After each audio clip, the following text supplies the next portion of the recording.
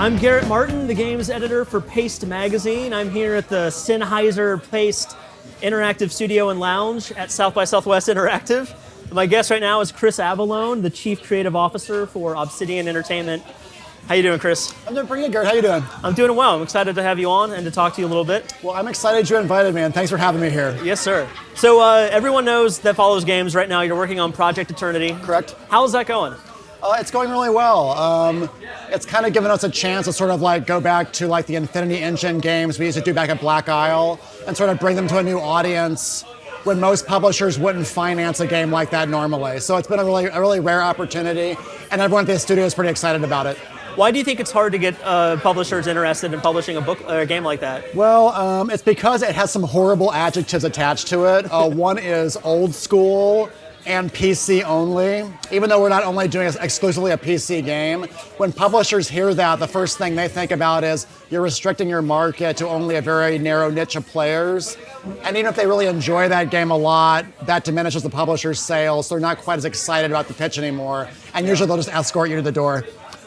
So I don't know how it's sold, but I know last year they put out that XCOM game, and that was a pretty old school game. Yes. And it seemed to do, at least with the critics, really well. It seemed to be a hit. I mean, do you think that could potentially change anyone's minds? Man, I sure hope so. We actually examined a lot of elements about XCOM in terms of like how they showcase their characters and how like they did like the turn-based combat in the environment. And there was a lot to take away from that game. And I'm really glad they made it because I played the hell out of it, even though I would often let India and China accidentally get destroyed by aliens, which I feel really guilty about. Right. Yeah. All right. So Project Eternity, that game, you funded it via Kickstarter. How important was Kickstarter for this game and for the company? Without Kickstarter, we wouldn't have had the chance to do Eternity at all. It gave us an avenue to ask the players directly if they would want to purchase and play a game like this. And the outpouring of support that we got for it was incredible. I mean, you know, we see things like Wasteland 2, the new Torment Kickstarter is doing very well from Exile. Eternity did really well, and I don't know, just like things are looking up for new games to come out in the industry where if we didn't have a chance to ask players directly, I'm not sure they would have happened. Do you feel a different kind of pressure when you're working on a game that's funded by fans than when you go through the old method of having a company put up money in advance and all that? It's actually less pressure in a lot of ways because when you're doing a game for a publisher, you have to answer to both the publisher and the players at the end of the day. With Kickstarter, you answer to more players directly, but you're actually only serving one master in that case, which are the people that actually be playing and enjoying your game. And we'd much rather have them as our masters than a publisher and players. One thing I've noticed observing the games industry, it's really brutal. Companies lay off people all the time. Studios are shutting down constantly. Why is it such a dangerous economic area to work in right now? And how can that be changed, do you think? I think there's a few things. Obviously, overall economic trends are bad. The fact that no one's exactly sure what to expect from the next generation of consoles and exactly how the market's going to change causes a lot of uncertainty and people's unwillingness to sign up new products and new pitches until they know what the game plan going ahead is. And in the interim, like you were saying, a lot of game studios suffer as a result, and it's really unfortunate. A lot of my friends were laid off from various companies, and while we struggle to try and help them find work, there's just not a lot of opportunities out there. Right. So this is your second original IP after Alpha Correct. Protocol. As a creator, I assume it's more fun to create something yourself than work on somebody else's property? Yeah, we've worked on a lot of franchises like South Park and Star Wars and Aliens, but it's not because we didn't have original ideas of our own, we happen to do RPGs for those franchises. Now that we have an opportunity to do one ourselves, like we're having fun developing the lore, developing the characters, getting the companions all squared away, and everyone at the studio is really excited about being able to be a part of that whole process with the players. I know Alpha Protocol, it's kind of become a cult hit. I know a lot of people that really love that game. That is a very kind thing to say. I mean, how do you, like, looking back 3 years later, how do you feel about Alpha Protocol? I think that in terms of some of the systems that we had in the game, they weren't as refined or sort of up to the standards of other equivalent game system type games in the environment, like, a Splinter Cell or some of the mechanics in Mass Effect. But I am really happy that we attempted to do sort of like the branching storyline moments and not punish the player for playing the game that they wanted to play. Like, if they wanted to be a bad character or treat someone unpleasantly, there was just different rewards for it. So you still felt like you were being rewarded for your type of gameplay, even though there were other consequences down the line. So I'm really proud of what we did, and I recognize there was lots of room for improvement, but I do look back finally on it, and I am proud of it. You have worked on so many different kinds of games the last few years. Yep. You guys have been really busy. You did Alpha Protocol, you did Fallout New Vegas, you did Dungeon Siege 3. And now we're doing South Park. South Park. I'm like, we didn't even see that one coming. We're like, they called us up one day and we thought like Red 5 upstairs was punking us. And we're like, no, this isn't really South Park. And then like the conversation turned serious. They're like, yeah, come on, we'll show you the animatic, what we were thinking about.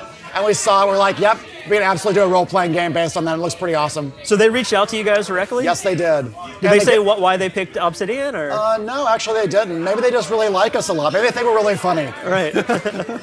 But when you make all those different styles of games and different worlds, like, is it difficult to jump from one to the other as a creative person? Sometimes. Usually there's like a 1 or 2 week where you sort of get your mind acclimated to a new genre and a sort of new way of thinking and trying to figure out, well, how do I break down this franchise? What makes it work? What are the important design elements about it? But generally after that 2 weeks, everyone's pretty much just good to go. They've already ramped up and they're tearing into it and having a blast. Yeah. So getting back to Project Eternity and the Kickstarter aspect, do you think that's a one-time trick for a developer? Like, do you think Obsidian could go back and have a successful Kickstarter again after the Project Eternity one? That was a question a lot of people at the studio asked. And now that In Exile did the Torment Kickstarter, even though they're still working on Wasteland 2 and they can transition part of their team over, that Kickstarter's doing amazing. Like, I think it's over 2 million now easily. So that's sort of like the acid test for whether that model can work, and it's working out really well for them. So I guess my short answer is yes. Okay. So Obsidian's 10 years old this year, correct? And you've been there all along. You were one of the founders of the studio. Right from day one. Looking back, what do you think has been the company's greatest success so far? I think the fact that we've been able to sort of like examine a lot of different editors and engines from various companies and take the best parts out of those for our own engines. Like when we did Dungeon Siege 3, and again with South Park, there's a lot of stuff that we learned from the technology of other companies. Like, hey, you know what? That helps make a solid, better game. Why don't we incorporate that into our tech? And we wouldn't have had that experience if we hadn't been able to work with a whole bunch of different companies. Also, working with Bethesda on Fallout again was a dream come true, and it worked out really, really well for us. They were a great partner to work with, and a lot of the ideas that we had for Fallout 3 back at Black Isle, we were able to take like sort of cherry pick those ideas and bring them into New Vegas, and everyone was really excited about it. So those are probably 2 things I'd point to. What do you think's been your greatest failure? There's been a few things. I think sometimes the amount of effort we spend actually making sure that we downscope certain features and recognize what needs to be cut early was an early failing of ours. Also, while we corrected a lot of these things on Dungeon Siege 3, having much better bug tracking software and ways of reporting issues as they come up, that's been a huge improvement for our games as well, but that was a long learning experience too. Okay. Do you think the day of the independent AAA developer is endangered? No. I think that there will always be a market for games like, and you can argue whether they're actually independent studios or not, but like, Black Ops, Call of Duty, there will always be a market for those types of games. But what I'm really encouraged to see in the indie market is a whole lot of different other games coming out, for much smaller teams, smaller resources, digital distribution. Like, I played FTL, for example, for like well over 60 hours and had a blast with it. Not all the bells and whistles of a AAA game, but I was having so much fun with it, and the fact that there's more games like that coming out and I have easier access to them really, really excites me. Could Obsidian ever work in that sphere, or? I think Project Eternity is a test for that. I think if that product ends up doing really well and sells more beyond the people that we've sort of already sold to as backers, there's a possibility for that, but it does require probably a larger level of financial independence than we have right now. Okay. But towards the future, would we love to do that? Absolutely. Anything else you wanted to mention that I didn't bring up during our talk so far? I guess if I haven't driven it home enough, working on a project that was funded by Kickstarter has been one of the best experiences in my career. It allows everyone at the studio to interface directly with the forums and the players, ask them what mechanics they want to see, be able to share things like, hey, here's our vision document, like here's our goals for the game. What do you think about it? Can we get your feedback on this? Oh, that's a good idea. Or that's something we shouldn't do. Having that level of dialogue directly with your players and then them willing to support your idea. It's been really gratifying and a huge morale boost for the studio. And it's really hard to go back to other models once you've been through that. All right. Well, thanks again, Chris Avellone, for stopping by the Sennheiser Pace Interactive Studio and Lounge and talking to us about video games. Well, thanks, Garrett. I appreciate it. Thank you. Yes, sir. All right. How's the beer, too? The beer is delicious.